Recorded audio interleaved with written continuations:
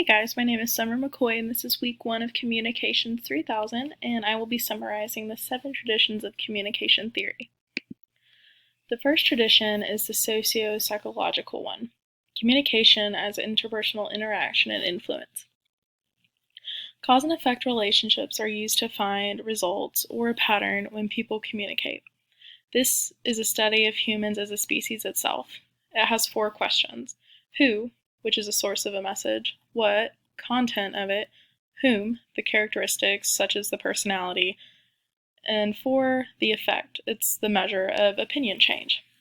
They try to focus on what is without being biased by their personal view of what ought to be, per Griffin 2012. The second is the cybernetic tradition, which is the communication as a system of information processing.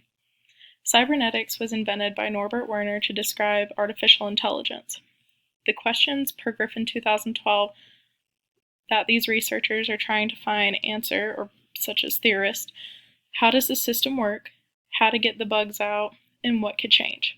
The theorists are providing more emphasis on the message quality and less on the content. The systems that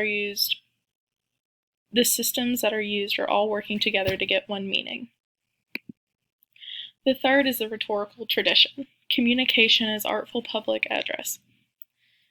Many features make up this tradition, but some good examples are a conviction, which a speech tells apart humans from animals, a confidence, better to be used for political problems, and a oratorical training, which strong voices, especially from men, are used for crowds for persuasion. A setting is where one person tries influencing many with the effect of communication. Even though this is considered the oldest tradition, this theory adjusts people to ideas and vice versa. The fourth is a semiotic tradition. I've provided an example down in the bottom right-hand corner to better help with this understanding. This is the communication as the process of sharing meaning through signs. Symbols, which are words, are learned within a culture. Semiotics itself studies how nonverbal and verbal signs can stand for something else. A sign, per Griffin 2012, is literally anything that can stand for something else. A good quote that I found in the book by Richards is, "Meaning doesn't reside in words or other symbols, meaning resides in people." The fifth is a sociocultural tradition. This is the communication as the creation and enactment of social reality. This tradition is based on when people talk, they can produce and even reproduce culture. Our reality is based on language.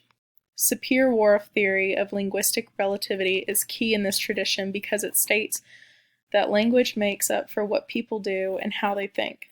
The social construction of reality, per Griffin 2012. A person's conversation can co-construct their own social worlds.